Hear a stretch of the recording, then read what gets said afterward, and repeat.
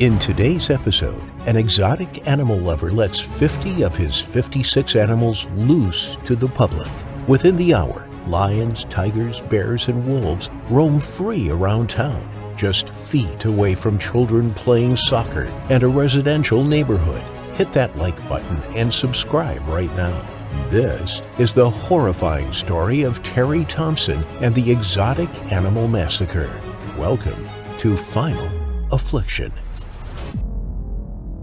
Terry Thompson was a rule bender. He was a hardened Vietnam veteran with no fear. He had little respect for authority and would often provoke arguments with law enforcement, possibly just to prove a point. He owned fast cars and fast boats. He flew light aircraft. He had once set a world record in his boat, Master Blaster. He raced from 0 to 158 miles per hour on a quarter-mile course in an open cockpit. He was a bit of a daredevil. But this story isn't about his adventures as a younger man. This story tells of the man's demise, how his eccentric lifestyle finally caught up to him, and how he had led a somewhat secret life, one which would end in a massacre on his land. In 1977, Terry attended an exotic animal auction. He bought a tiger cub for his wife, Marion. It was her birthday, and she named him Simba. This was the beginning of something. Soon, it became a common sight for Terry's friends to see him traveling with baby bears in the footwell of his vehicle. His house was no different. Lion cubs sat on the couches, and cougars walked through the dining room. In 2008, Terry was imprisoned for a year on gun charges. When officers inspected his premises, they were shocked and appalled at the conditions in which his exotic animals were kept. He had lions, tigers, and cougars caged up in filthy pens. He had wolves, bears, and baboons sitting in the corners of their cages. Nothing was done about the animal cruelty they had witnessed. The state of Ohio did not have any legislation to restrict the ownership of exotic animals. Anyone could buy as many lion or tigers as they wished and were under no obligation to tell anybody about them. Only if they wanted to transport the animals over state lines or breed from them would they need a license to do so. When Terry was released from prison, he became suspicious of his wife. His time in lockup hadn't been kind to him. His mind had wandered. He had become obsessed with the thoughts that his wife was cheating on him whilst he was away. It was a thought that consumed him. Things were about to get ugly.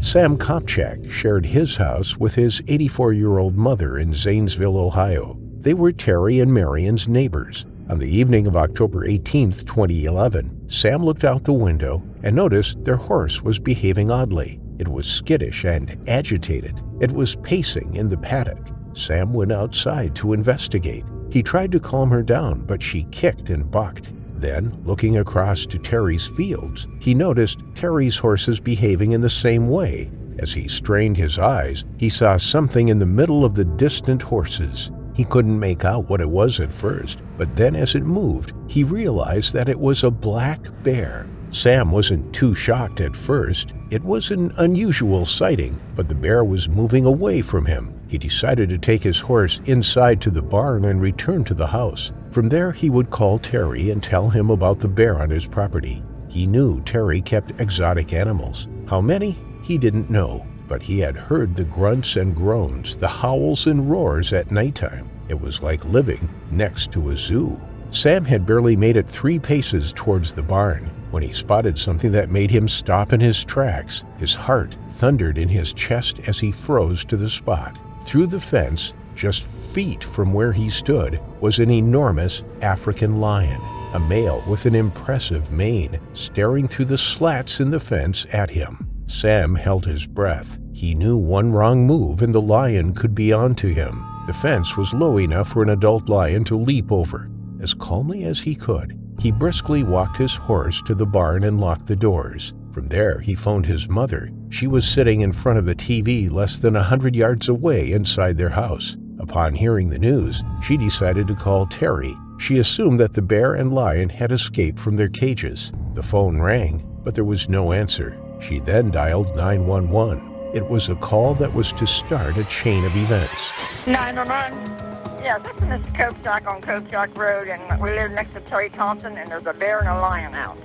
There's a bear and a lion out? Yeah, right up behind us. As Sam remained trapped in the barn, he peered out through the windows. To his shock, he saw a wolf emerge beside the fence, then another bear, a lioness, and an enormous tiger. He was surrounded. There was no way he was going to leave that barn. He secured the doors and windows and stayed as quiet as possible. He knew if they wanted to, any one of those predators could break through the doors or windows and take him. He watched in disbelief as the tiger snarled and began chasing the horses. Police Deputy Jonathan Mary received the call on the radio of a bear and lion running loose on Terry's land. He drove his car towards the residence and knocked on the front door. As he did so, he spotted a wolf running off down the track towards the town. He ran back to his car and followed it. When it turned towards a house, Jonathan climbed out of his car and followed on foot. He had with him his rifle. As he pursued the wolf, the order came through on the radio to put it down. It posed too much danger to the public. When Jonathan had a clear line of sight, he took the shot. The wolf fell to the ground instantly. It was dead. His radio crackled back into life. His colleagues had arrived at Terry's property and now had a lion cornered. Jonathan headed back towards Terry's house to offer assistance. As he did so, he spotted one of his colleagues running back and forth along Terry's driveway. Jonathan stopped his car and stepped out. He leaned across to the passenger seat to grab his rifle, but it snagged. He left it and walked over to his colleague to find out what was going on. He had only walked a few paces from his car when he spotted an enormous black bear running towards him. It had taken him completely by surprise. He couldn't get back to his car in time. He couldn't reach his rifle. With his heart in his mouth, he grabbed the only weapon he had, his sidearm, a .40 caliber Glock 22. Not the sort of gun you want to use against a 350-pound bear, but he didn't have a choice. He immediately raised his weapon and aimed at the bear. He fired the shot and, miraculously, the bear toppled and fell. It landed 7 feet from Jonathan. He breathed a sigh of relief. He grabbed his rifle from his car and began walking towards his colleague once more. That's when he spotted the lioness. She crawled underneath the fencing and trotted along the road towards somebody's home. Jonathan didn't have a choice. He raised his rifle once more and took her down. His evening was only just getting started.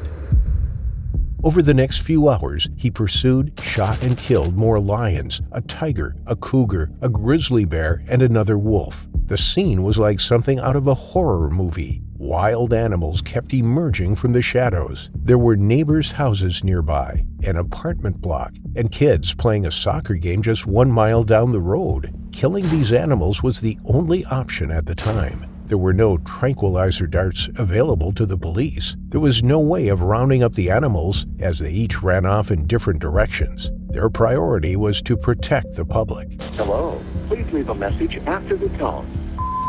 Hi, Terry. This is the sheriff's office. We were trying to get a hold of you. There's a bear and a lion running loose down there by your house. Give us a call. They couldn't get through to Terry. They kept trying to phone him. Each time they ventured onto his property and neared the house, yet another exotic animal would run at them or away from them. They had to intervene. Sergeant Steve Blake decided he needed to get inside Terry's house. He needed to find out what was going on and whether Terry was okay. He drove up the driveway and came across John Moore, who worked as a caretaker at Terry's property. He was employed to feed the animals and looked after him. He picked John up in his car, and as they neared the house, they spotted something on the lawn. It was the body of a person. They couldn't tell who it was from where they sat, but a huge white tiger stood astride it, tucking into the remains. It was a gruesome discovery. 40 miles away, the International Rhino Foundation were holding an evening event at Columbus Zoo. Midway through the event, one of the vets burst in and told the director that their assistance was needed urgently at Terry Thompson's place. They knew of the animals that Terry kept there. They had carried out inspections before. Quickly, they assembled a capture and recovery team and loaded up with tranquilizer guns as well as regular firearms and headed to Zanesville. Back at the property, the caretakers had recalled just how many animals there were, 56 in total. From that moment on, the police formed a shooting team. They jumped into the back of a pickup truck, armed and ready. The team included a sniper, a deputy with a submachine gun, and 2 officers with assault rifles. They drove around the perimeter of the property, searching for any dangerous animals that might try to cross the boundary or run across Interstate 70. As they passed a large barn, 2 tigers came running out after them. They fired and neutralized the threat. A large male lion dashed between some broken-down cars. They took a shot, and it fell to the ground. For the entire evening, the officers drove around the land, shooting and killing these incredible animals. By the time the zoo's capture and recovery team showed up, it was deemed too dangerous to use tranquilizer darts. It took time for the anesthetic to take effect, and with darkness setting in, nobody thought it would be safe to try to track a darted predator into the night.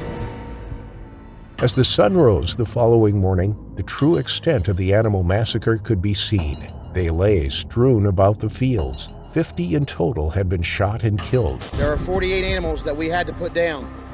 Those animals included 1 wolf, 6 black bears, 2 grizzly bears, 9 male lions, 8 lionesses, 1 baboon, 3 mountain lions, and 18 tigers. Another 6 remained in their cages, including a small grizzly bear inside a bird cage. The state the animals had lived in was appalling, and when they did finally make their bid for freedom, they were gunned down. It was a tragic end to innocent lives. Investigators entered Terry's house. It was in a disgusting state. It absolutely stank. There were feces and garbage bags everywhere. Terry's wife appeared on the scene. She was devastated to be told that the remaining animals were to be taken away from her, to be given a better life. She had no business keeping animals in those conditions. A mass grave was dug on Terry's land, and each animal scooped in by a tractor, all 50 of them. As for Terry, the body that had been lying motionless underneath the white tiger had been him. He had scattered raw chicken on the ground before firing a single shot at the roof of his mouth. He had released the animals he had held captive for so long and wanted them to consume him. He had spoken to the caretaker the evening before his death, revealing his suspicions surrounding his wife. It seems he had wanted to end his life. There have been a number of conspiracy theories surrounding Terry's death. Some say that it was animal rights activists who killed him. Others say that he was mixed up with the wrong people. But there are some questions that remain about the evening of October 18, 2011. Firstly, why did Terry, known to be a lazy man, cut open the cages with wire cutters to release the animals rather than just opening the cage doors? Secondly, how did he manage to release all the animals without being attacked in the process? His pet lions may not have wanted to eat him then and there, but it's likely that at least one of the 50 animals let out may have wanted to play with him. Some things will remain a mystery. The only thing for certain is that 49 animals and 1 human being were confirmed dead that day, all of them meeting their terrifying final affliction.